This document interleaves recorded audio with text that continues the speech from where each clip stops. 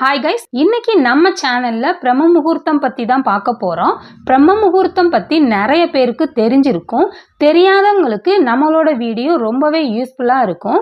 வாங்க, பிரம்ம முகூர்த்த நேரம் என்ன, பிரம்ம முகூர்த்த நேரத்துல விளக்கு போட்டு கடவுள் வழிபாடு செய்யறது மூலமா நமக்கு என்னென்ன நற்பலன்கள்லாம் கிடைக்கும் அப்படின்றத பத்தியும், பிரம்ம முகூர்த்த நேரத்துல நாம விளக்கு போடும்போது என்னென்னலாம் செய்யக்கூடாது அப்படின்றத பத்தியும் இந்த வீடியோல நாம தெளிவா பார்க்க போறோம். பிரம்ம முகூர்த்த நேரத்துல நாம விளக்கு போட்டு கடவுள் வழிபாடு செய்யறது மூலமா நாம என்ன நினைச்சோமோ அந்த வேண்டுதல் கண்டிப்பா நிறைவேறும். அதனாலதான் பிரம்ம முகூர்த்த நேரத்துல எல்லாருமே வேண்டுதல் வச்சு விளக்கு போட்டு வழிபாடு செய்வாங்க. உங்களுக்கும் பெரிய வேண்டுதல் ஏதாவது இருந்துச்சு அப்படின்னா நீங்களும் பிரம்ம முகூர்த்த நேரத்துல விளக்கு போட்டு உங்களோட வேண்டுதல் நிறைவேற வழிபாடு செய்யுங்க. வாங்க, எந்த மாதிரி வழிபாடு செய்யணும், எத்தனை விளக்கு போடணும் அப்படின்றத பத்தி தெளிவா பார்க்கலாம். நீங்க இப்பதான் நம்ம சேனலை ஃபர்ஸ்ட் டைம் பார்க்குறீங்க அப்படின்னா சப்ஸ்கிரைப் பண்ணிட்டு பாருங்க. அப்பதான் நெக்ஸ்ட் நான் போடுற வீடியோ உங்களுக்கு உடனே நோட்டிஃபிகேஷனா வரும். சரி வாங்க, ஃபர்ஸ்ட் பிரம்ம முகூர்த்தம் அப்படின்னா என்னன்னு பார்ப்போம். பொதுவா பிரம்ம முகூர்த்தம் அப்படின்றது சூரிய உதயத்துக்கு 1.5 மணி நேரத்துக்கு முன்னாடி வர்ற நேரம் அப்படின்னு சொல்லுவாங்க. அப்ப பிரம்ம முகூர்த்தம் நேரம் எது அப்படின்னா கரெக்டா சொல்லணும்னா 3ல இருந்து 5:30க்குள்ள சொல்லுவாங்க. ஆனா நீங்க பிரம்ம முகூர்த்த நேரத்துல விளக்கு போடணும் அப்படின்னு நினைச்சீங்கன்னா 4ல இருந்து 5:30க்குள்ள விளக்கு போட்டு வழிபாடு செஞ்சாலே போதும். அதுவே சரியான நேரமா தான் சொல்லப்படுது. நான் டெய்லியும் தான் விளக்கு போட்டு கடவுள் வழிபாடு செய்கிறேன். இந்த பிரம்ம முகூர்த்த நேரத்துல விளக்கு போடுறதுனால எனக்கு என்ன கிடைக்க போகுது அப்படின்னு சில பேர் கேட்பாங்க. மற்ற நேரத்துல நாம விளக்கு போட்டு கடவுள் வழிபாடு செய்யறதுக்கும் பிரம்ம முகூர்த்த நேரத்துல நாம விளக்கு போட்டு கடவுள் வழிபாடு செய்யறதுக்கும் பெரிய அளவுல மாற்றத்தை கொடுக்கும். ரொம்ப நாளாவே ஒரு விஷயத்த நினைச்சிட்டு இருந்திருப்பீங்க, அது நிறைவேறாம தள்ளி போயிட்டே இருக்கும். கடன் பிரச்சனை அப்படின்னு சில பேருக்கு இருக்கும். இந்த மாதிரியான பெரிய வேண்டுதல் எல்லாமே பிரம்ம முகூர்த்த நேரத்துல விளக்கு போடும்போது கண்டிப்பா நிறைவேறும். அதனாலதான் பிரம்ம முகூர்த்த நேரத்துல விளக்கு போட சொல்லுவாங்க. சரி, விளக்கு போட ஆரம்பிச்சாச்சு. எத்தனை நாள் நாம விளக்கு போட்டா நம்மளோட வேண்டுதல் நிறைவேறும் அப்படின்னா தொடர்ந்து 48 நாள் பிரம்ம முகூர்த்த நேரத்துல நாம விளக்கு போட்டு வந்தோம் அப்படின்னா கண்டிப்பா நாம நினைச்ச அந்த நீண்ட நாள் வேண்டுதல் நிறைவேறும். உங்க வீட்டுல பிரம்ம முகூர்த்த பூஜை செய்யணும் அப்படின்னு நினைச்சீங்கன்னா என்னெல்லாம் செய்யணும் அப்படின்றத பத்தி பார்ப்போம். 4 மணிக்கெல்லாம் எந்திரிச்சிருங்க. 4 மணிக்கு எந்திரிச்சா மட்டும்தான் 5:30க்குள்ள நம்மளால விளக்கு போட்டு முடிக்க முடியும். அதனால 4 மணிக்கு நீங்க எந்திரிச்சு குளிச்சுட்டு உங்களோட வீட்டு வாசல்ல கிளீன் பண்ணிட்டு ஒரு கோலம் போட்டுருங்க. எங்க ஏரியால திருட்டு பயம் இருக்கு அப்படின்னு நினைச்சீங்கன்னா வாசல்ல கோலம் போடணும்னு அவசியம் இல்லை.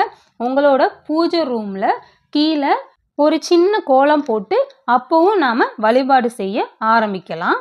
அடுத்து உங்களோட சாமி போட்டோலாம் வச்சிருப்பீங்கல்ல, அதுக்கு சந்தன குங்குமம் வச்சுட்டு பூ வச்சு முடிச்சுட்டு விளக்கு அப்புறம் பூஜை சாமான் இது எல்லாத்துக்குமே சந்தன குங்குமம் வச்சு பூ வச்சுட்டு நாம விளக்கு போட்டு கடவுள் வழிபாடு செய்ய ஸ்டார்ட் பண்ணணும். எத்தனை விளக்கு போடணும், எந்த எண்ணெய் யூஸ் பண்ணணும் அப்படின்னு சில பேர் கேட்பாங்க. பொதுவாகவே வீட்டில் விளக்கு போடும்போது ஒரு விளக்கா ஏற்றுறத நாம் அவாய்ட் பண்ணணும். 2, 3, 4, 5 அப்படின்னு எத்தனை விளக்கு வேணாலும் போட்டு நாம் கடவுள் வழிபாடு செய்யலாம். சிங்கிள் விளக்கு மட்டும் போடுறத அவாய்ட் பண்ணிக்கோங்க. உங்கள் வீட்டில் எந்த விளக்கு இருக்கோ அதை வச்சு நீங்கள் விளக்கு ஏற்றினா போதும். பிரம்ம முகூர்த்த பூஜை நாம் செய்கிறோன்னா 5 விளக்கு ஏற்றி வழிபாடு செய்கிறது ரொம்பவே சிறப்பு. உங்கள் வீட்டில் காமாட்சி விளக்கு கண்டிப்பாக இருக்கும். ஸோ அந்த காமாட்சி விளக்கு ஒன்று எடுத்துக்கோங்க. அதுக்கப்புறமா 2 அகல் விளக்கு எடுத்துக்கோங்க. அந்த 2 அகல் விளக்கு எதுக்கு அப்படின்னா வீட்டு நிலவாசல்ல வைக்கிறதுக்கு. அடுத்து 5 அகல் விளக்கு எடுத்துக்கோங்க. அது பிரம்ம முகூர்த்த பூஜை செய்யறதுக்காக. இந்த 5 விளக்கு எதுக்கு அப்படின்னா பஞ்சபூதங்களை குறிக்கும். அதுக்காக தான் இந்த 5 அகல் விளக்கு எடுத்துக்கிறோம். ஸோ மொத்தம் நீங்க 8 விளக்கு ஏற்றினாலும் தப்பு இல்லை. எத்தனை விளக்கு வேணாலும் நீங்கள் ஏற்றுக்கலாம். ஸோ கண்டிப்பாக 8 விளக்கு ஏற்றுற மாதிரி தான் இருக்கும். அது மாதிரி ஏற்றிக்கோங்க. குத்து விளக்கு இருந்துச்சு அப்படின்னா அதில் 5 முகமாக 5 விளக்கு போட்டுக்கலாம். சிங்கிளாக போடக்கூடாது. உங்கள் வசதிக்கு ஏற்ற மாதிரி எத்தனை விளக்கு வேணாலும் போட்டுக்கலாம். சரி, எந்த எண்ணெய் யூஸ் பண்ணலாம் அப்படின்னா நெய் விளக்கு ஏற்றி கடவுள் வழிபாடு செய்கிறது ரொம்பவே சிறப்பு.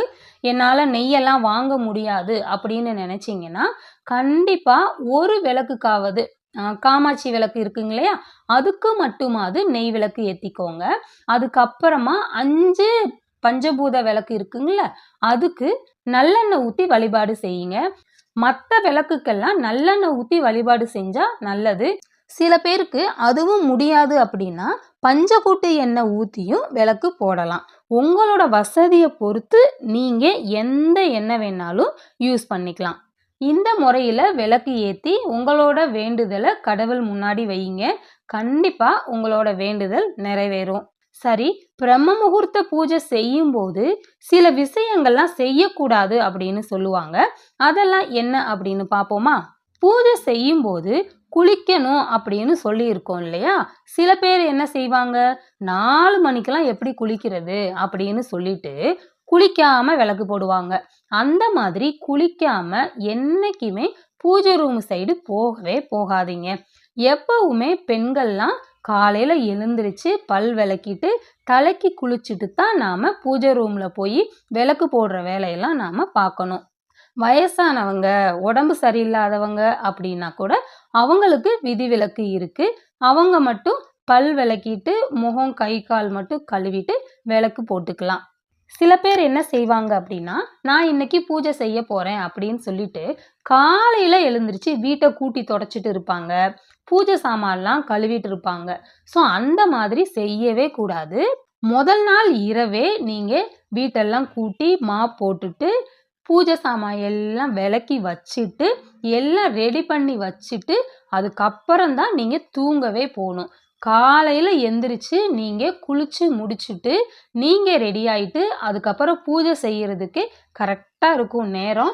ஏன்னா 5:30க்குள்ளே நாம் விளக்கு போட்டாகணும். நீங்கள் காலையில் மற்ற வேலையெல்லாம் பார்த்துட்டு இருந்தீங்கன்னா நமக்கு நேரம் தவறிடும். அதனால் இந்த ஏற்பாடெல்லாம் நீங்கள் முந்தின நாள் இரவே செஞ்சு வச்சுட்டு தூங்க போகிறது ரொம்பவே நல்லது. பூஜை ரூம் க்ளீன் பண்ணுறதா இருந்தாலும் நீங்கள் முதல் நாள் இரவே க்ளீன் பண்ணிவிட்டு பழைய பூ எல்லாம் சாமி ஃபோட்டோவில் இருந்துச்சுன்னா அது எல்லாமே கிளியர் பண்ணிவிட்டு நீங்கள் ரெடியாக வச்சுட்டு தான் போய் தூங்க போகணும். காலையில் நாம் எழுந்திரிச்சு ரெடியாக இருந்துச்சு அப்படின்னா நம்மளோட பூஜை வேலையெல்லாம் செய்கிறதுக்கு ரொம்பவே ஈஸியாக இருக்கும். அடுத்து முந்தின நாள் நீங்கள் ஏதாவது நான்வெஜ் வீட்டில் எடுத்திருந்தீங்க அப்படின்னா அதை முதல் நாள் இரவே காலி பண்ணிடணும். இல்லை எனக்கு கொஞ்சம் மிச்சம் இருக்குது அப்படின்னு நினச்சிங்கன்னா அதை வெளியே கொட்டிட்டு அதையும் நீங்கள் க்ளீன் பண்ணி வச்சிடணும். காலையில் விளக்கு போடும்போது நான்வெஜ் வீட்டில் இருக்கவே கூடாது. அடுத்து ஒரு சில பேர் சொல்லுவாங்க, எங்கள் வீடு சின்ன வீடாக இருக்குது, நாங்கள் எல்லாருமே ஹாலில் தான் தூங்குவோம், அப்போ எல்லாரும் தூங்கிட்டு இருக்கும்போது நான் சாமி கும்பிடலாமா அப்படின்னு கேட்பாங்க. சாமி கும்பிடலாம். நாம் வேண்டுதலுக்காக சாமி கும்பிடுறோம். அதுக்காக குழந்தைங்க வீட்டில் பெரியவங்கள்லாம் இருப்பாங்க, அவங்களையெல்லாம் நம்ம டிஸ்டர்ப் பண்ணணும் அப்படின்றது இல்லை. நாம் காலையில் எழுந்திரிச்சு நம்மளோட வேலை எல்லாத்தையுமே பார்த்துக்கலாம். அவங்க தூங்குறதா இருந்தால் தூங்கட்டும், ஒன்றும் பிரச்சனை இல்லை. என்ன ஒரு பிரச்சனை அப்படின்னா, சாமி ரூமுக்கு ஆப்போசிட்டில், அதாவது சாமி ரூமுக்கு நேராக மட்டும் யாரும் தூங்காமல் பார்த்துக்கணும். சைடில் தூங்கிக்கலாம், ஒன்றும் பிரச்சனை இல்லை. அதுக்கு நீங்கள் என்ன செய்யணும்னா, நீங்கள் நைட்டு தூங்கும்போது சாமி ரூமுக்கு நேராக படுத்துக்கணும். காலையில் நீங்கள் எழுந்திரிச்சிருவீங்க இல்லையா, ஸோ அந்த டைமில் சாமி ரூமுக்கு நேராக யாரும் இருக்க மாட்டாங்க. அப்போ உங்களோட பூஜை வேலையெல்லாம் நீங்கள் தாராளமாக பார்த்துக்கலாம். பிரம்ம முகூர்த்த பூஜை நல்லபடியாக முடிஞ்சிருச்சு. நமக்கு தான் இன்னும் நேரம் இருக்கே, என்ன பண்ணுறது, கொஞ்ச நேரம் தூங்கலாம் அப்படின்னு போய் தூங்கக்கூடாது. வீட்டில் நல்லது நடக்கணும், நினச்ச வேண்டுதல் நிறைவேறணும் அப்படின்னு தான் நாம் பூஜை பண்ணுறோம். பூஜை பண்ணி கடவுளை வீட்டுக்கு வர வச்சுட்டு நாம் போய் தூங்குனா எப்படி? அப்புறம் எப்படி நினச்ச வேண்டுதல் நடக்கும்? அதனால் பூஜையை முடிச்சுட்டு போய் தூங்காமல் கொஞ்ச நேரம் கந்தசஷ்டி கவசம் படிச்சிங்க அப்படின்னா நமக்கு முருகனோட அருள் பரிபூரணமாக கிடைக்கும். வீட்டில் கந்தசஷ்டி கவசம் கேட்கும்போது கண்டிப்பாக கெட்ட சக்தி அப்படின்றது எது இருந்தாலுமே அது விலகி போகும். அதனால் பூஜையை முடிச்சுட்டு கொஞ்ச நேரமாவது கந்தசஷ்டி கவசம் படிங்க. ஓகே ஃப்ரெண்ட்ஸ், நீங்களும் பிரம்ம முகூர்த்த நேரத்தில் விளக்கு போட்டு நீங்கள் நினச்ச வேண்டுதல் நிறைவேற வழிபாடு செய்யுங்க. தொடர்ந்து 48 நாள் நீங்கள் செய்கிற அந்த வழிபாடு மூலமாக கண்டிப்பாக நீங்கள் நினச்ச காரியம் நிறைவேறும். உங்களோட வேண்டுதல் நிறைவேற என்னுடைய மனமார்ந்த வாழ்த்துக்கள்.